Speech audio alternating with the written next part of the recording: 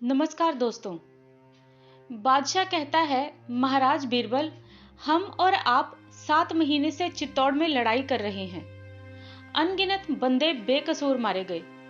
क्यों मारे गए? बीरबल कहता है, बादशाह सलामत, अमीरों की मूर्खताएं गरीबों को भोगनी पड़ती हैं। खास रामायण में लिखा है, और करई अपराध को और पाव फल भोग। इस पर बादशाह कहता है, कितने आदमी मारे गए इस लड़ाई में? बीरबल बोलता है, आदमी और औरत को तो मैं नहीं जानता, लेकिन दिल्ली और चित्तौड़ की इस भयानक लड़ाई में इतने हिंदू मारे गए हैं कि उनके जनेऊ ही 74 मन हो गए हैं। लेकिन यह महाभारत आपने कराया ही क्यों? मेरा भी रोकना ना मानकर आपने बेकार ही इस नरसंहार को निमंत्रण ही क्यों दिया? इस पर बादशाह बोला, 74 मन जनेऊ? अजीब पंडित जी, आप क्या फरमाते हैं? बीरबल बोला, वो देखिए, आम की शाखा में तराजू झूल रहा है। नंबरी मन का बाट भी वहां रखा है और सब जनेऊ भी वहीं रखे हैं। चलिए और अपनी करतूत का मुलाहजा कीजिए। बादशाह फिर बोलता है, 74 मन जनेऊ? या अल्लाह, या रामचंद्र! मगर पंडित जी, आपने जनेऊ क्यों इकट्ठे कराए? बीरबल बोला, ब्राह्मण और क्षत्रिय पलटने जनेऊधारी हैं। अहिर और जाटों की पलटने जनेऊहीन हैं। 74 मन जनेऊ आधे मृतकों के समझिए। उनके दुगने कर दीजिए। उतने आदमी आपने इसलिए मरवा डाले कि आज आप दिल्ली के सिंहासन पर विराजमान हैं। अत्याचार या जुल्म इसी को कहते हैं। मैं जानता था कि आप युद्ध में मरने और घाट होने वालों की गिनती पूछा करते हैं, इसीलिए ये सारे जनेऊ इकट्ठे किए हैं। इस पर बादशाह अफसोस करता हुआ बोला, या अल्लाह, या राजा रामचंद्र, मुझे वहां मत ले जाओ। पंडित जी महाराज, मुझे बड़ा अफसोस होगा। माफ करो खुदा के वास्ते। बीरबल बोला, क्या खुदा माफ करेगा? अगर ऐसा करे तो खुदा ही खुद जाए। चित्तौड़गढ़ के रेगिस्तान को आपने खून की झील बना दिया है। यह दृश्य खुदा को क्या इस वक्त नहीं दिखाई दे रहा होगा? माफ करने योग्य आपका कसूर है क्या? बादशाह बोले, अरे चित्तौड़ के किले में यकायक आग लग गई है। लोगों को भेजो, आग बुझा दें। बीरबल बोला, लोग है कहां? लोग तो केवल 2 ही शेष रहे हैं, एक आप और एक मैं। चलिए हम दोनों ही आग बुझा देते हैं। मगर आग तो शत्रु के महल में लगी है, आपके महल में तो नहीं। फिर आपको खुशी मनानी चाहिए या रोना चाहिए? इस पर बादशाह बोला, दुश्मन कोई नहीं है, सभी दोस्त हैं, सभी कलेजे से लगा लेने के काबिल हैं। महाराज, किसी तरह से भी इस आग में पानी डलवा दीजिए। बीरबल बोला, ये आग वो नहीं है जिसको पानी बुझा सके। ये आग तो वो है जिसमें पानी मिट्टी के तेल की तरह जलता है। लेकिन आप फिक्र न करें, जिसे आप आग समझते हैं वो आग नहीं है। बादशाह बोला, आग नहीं है? आग है, आग आग ही है। किले को खाने आई है। उदय सिंह के इस किले को बचाओ। बीरबल बोला, बादशाह सलामत, जरा होश में आइए। जिसको आप आग समझते रहे हैं वो जौहर की आग है। इस पर बादशाह बोला, है? जौहर हो रहा है? महारानी सती हो रही है? बीरबल बोला, जी गरीब परवर, केवल एक महारानी ही नहीं, 1000 पतिव्रताओं की जमात भी जल रही है। इस पर बादशाह बोला, दौड़कर चलो, सतियों को जलने से बचाओ, वरना मुगल खानदान आगे चलकर बर्बाद हो जाएगा। बीरबल बोला, उस भावी बर्बादी की शिला आज आपने खुद ही रख दी है। चित्तौड़ के आसपास अनगिनत शव सड़ रहे हैं। रक्त ने तो झील का रूप धारण कर लिया है और महल में सतियां जल रही हैं। तारीख क्या कहेगी? कलम वाले क्या लिखेंगे? बादशाह बोला, या अल्लाह, या श्री रामचंद्र, महाराणा तो बिल्कुल बेकसूर था। चित्तौड़ को एक स्वतंत्र राज्य मान लेने में मेरी कोई हानि नहीं थी। बीरबल बोला, फिर क्यों आपने अपना मुंह काला किया? साथ रहने के कारण मेरा भी मुंह काला हुआ या नहीं? बादशाह बोला, बैठ जाओ, मेरे पैर कांपते हैं। इरादा होता है कि मैं भी इसी आग में कूद पड़ूं। मगर बैठना कैसा? जल्दी चलो, अभी आग जलाई ही गई है, हिंदू माता अभी जली नहीं होगी। बीरबल बोला, हिंदू माता? हिंदू माता के पास हम और आप पहुंच ही नहीं सकते। जब उनके पति मारे गए तब सारा रनिवास सती हो जाएगा। उनको इस काम से रोकने वाला ना बीरबल है और ना ही बादशाह है। अगर ब्रह्मा जी भी चाहें तो वो भी नहीं रोक सकते। बादशाह बोला, तो क्या हुआ, करीब से चलकर दर्शन तो कर लेंगे। बीरबल बोला, इस वक्त आपकी मति मारी गई है। आपके सिर पर 74 मन के दूने का पाप आ बैठा है। आगे चलकर ये संख्या एक कसम बन जाएगी। अगर कोई अपनी चिट्ठी पर 74 का अंक डालेगा तो वो आन होगी। जो कोई भी उस पत्र को पढ़ेगा उसको 74 दूने पाप का कुछ भाग मिलेगा। बादशाह सलामत, मैंने आपके इस युद्ध का पाप चुराकर पत्र पढ़ने वालों पर डाल दिया है। प्रथम तो किले का ताला अंदर से बंद है। दूसरी बात यह है कि शत्रु के किले में आपको नहीं जाना चाहिए। अकबर बोला, वाह पंडित जी महाराज, वाह, इस बोझ से आपने हल्का कर दिया। इसका निहायती शुक्रगुजार रहूंगा। मुझे मजबूरन चित्तौड़ से लड़ना पड़ा। बीरबल ने कहा, किसके कहने से हुई थी ये लड़ाई? बादशाह ने जवाब दिया, एक फकीर के कहने से। बीरबल बोला, क्या कहा था उसने? बादशाह बोला, तब की बात है जब आप वजीर नहीं थे। तब दिल्ली में एक ऐसा फकीर आया जो कि सोना बनाता था। जब उससे मैंने सोना बनाना पूछा तो वो मुकर गया।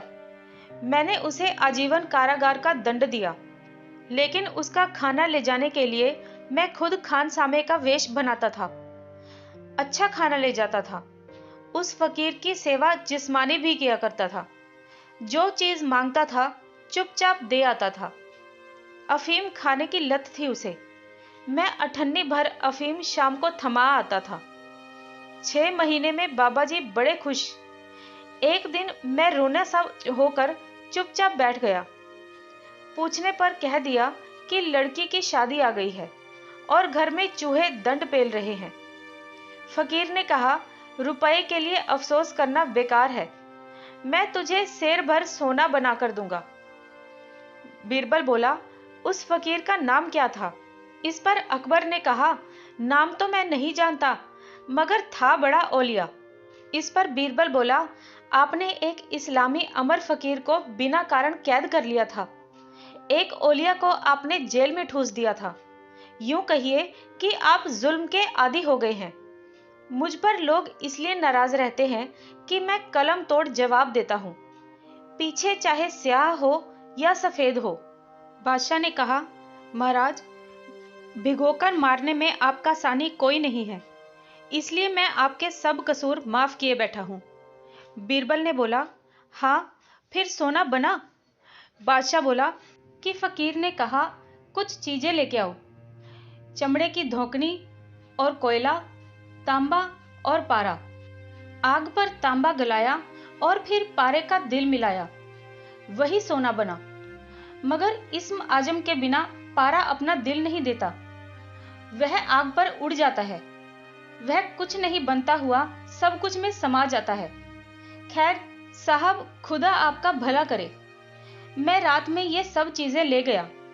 उसने तांबा गलाया और पारे का दिल मिलाया।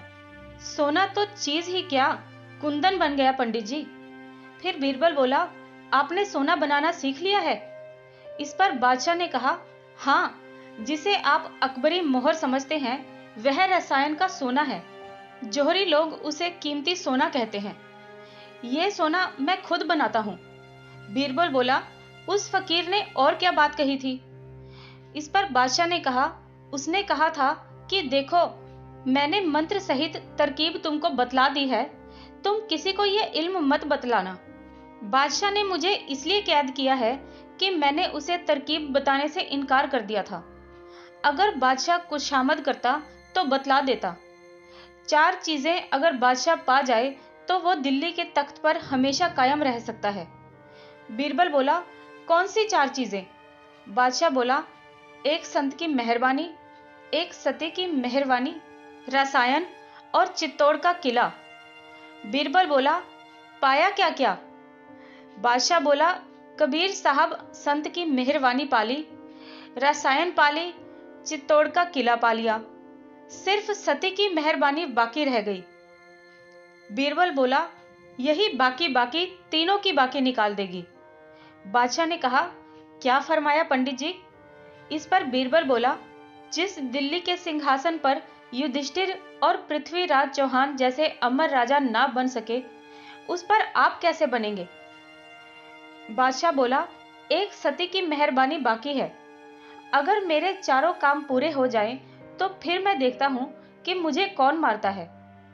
इस पर बीरबल बोला, वो देखिए, संग्राम भूमि के बीचों बीच एक सती दहा होने जा रहा है। चिता जल उठी है, सती परिक्रमा कर रही है। आपको चाहिए कि सती की मेहरबानी प्राप्त करें। चलिए, वहां चलिए। दोनों सती के सामने जा पहुंचे। दोनों ने सती को प्रणाम किया। बादशाह ने हाथ जोड़कर सती से बातचीत की। बादशाह बोला, आपका मकान कहाँ है? सती बोली, डोंगरपुर। बादशाह ने कहा, डोंगरपुर की जागीर चित्तौड़गढ़ से काफी दूर है, आप यहाँ क्यों आई? इस पर सती ने कहा, मेरे पति लड़ाई में मारे गए हैं। बादशाह ने पूछा, आपके पति का नाम क्या है? सती ने बताया, राजकुमार श्री मान सिंह। बादशाह ने कहा, आपका नाम क्या है? सती बोली, लाजवंती। बादशाह बोला, मगर डोंगरपुर के राजा साहब मेरे दोस्त हैं। इस पर लाजवंती ने कहा, परंतु उनके राजकुमार आपके दुश्मन थे। बादशाह बोला, आपने मुझे पहचान लिया? इस पर सती ने कहा, अपने शत्रु और मित्र को पशु पक्षी तक पहचानते हैं। बादशाह ने पूछा, आपका विवाह कब हुआ था? सती ने कहा, अभी नहीं हुआ, मंगनी हुई थी। इस पर बादशाह बोला, जिसके साथ विवाह नहीं हुआ था उसके साथ जल जाना नादानी है। आप मेरे साथ दिल्ली चले, मैं आपकी पूजा करूंगा। आप जिसके साथ चाहेंगी अपना विवाह कर सकेंगी। डोंगरपुर की मालगुजारी मैं माफ कर दूंगा। इस पर सती क्रोध में बोलती है, पागल है, तू हिंदू सती का महत्व नहीं समझता। तू इसे नादानी बता रहा है, यही तेरी सबसे बड़ी नादानी है। हिंदू स्त्री एक बार जिसे मन में पति मान लेती है वही उसका पति है। यह तो भारतीय पतिव्रत की शान है कि मंगनी वाली लड़की अपने भावी पति के साथ सती हो रही है। मगर याद रख, अब आपस में लड़ने वाले ये हिंदू और मुसलमान दिल्ली के सिंहासन पर नहीं हो सकेंगे। बादशाह बोला, गजब हो गया। बीरबल ने कहा, सती ने भयानक श्राप दे दिया। सती बोली, दिल्ली पर कोई तीसरी जाति राज्य करेगी। वे लोग हिंदू और मुस्लिम दोनों के कान पकड़ेंगे। इस पर बादशाह बोला, मैं आया था मेहर मांगने, और बीरबल बोला, मिला कहर। इस पर बादशाह ने कहा, मेरी तकदीर में अमर बादशाह होना लिखा ही नहीं है बीरबल। बीरबल बोला, नहीं लिखा है बादशाह सलामत। हम लोग झोपड़ी में रहकर महल का सपना देख रहे थे। बादशाह बोला, चित्तौड़ की लड़ाई ने मेरा सारा मंसूबा मिट्टी में मिला दिया। सतियों के श्राप ने मेरी राजश्री का हरण कर लिया है। मेरा खानदानी तैमूरी ताज बहुत दिनों तक नहीं चलेगा, 1000 साल भी नहीं चलेगा। पति के शव को अपनी गोद में रखकर लाजवंती सती हो गई। बादशाह ने वही प्रतिज्ञा की कि अब मैं किसी के साथ युद्ध नहीं करूंगा। सती के चरणों की भस्म अपने मस्तक में लगाते हुए दोनों लौट आए। मित्रों, आज की ये कहानी आपको कैसी लगी मुझे कमेंट बॉक्स में जरूर बताएं। मेरे इस चैनल को सब्सक्राइब करें, इस वीडियो को लाइक करें और अपने फ्रेंड्स और फैमिली के साथ इस वीडियो को शेयर भी करें। तो मिलते हैं किसी और कहानी के साथ इसी चैनल पर। तब तक के लिए धन्यवाद।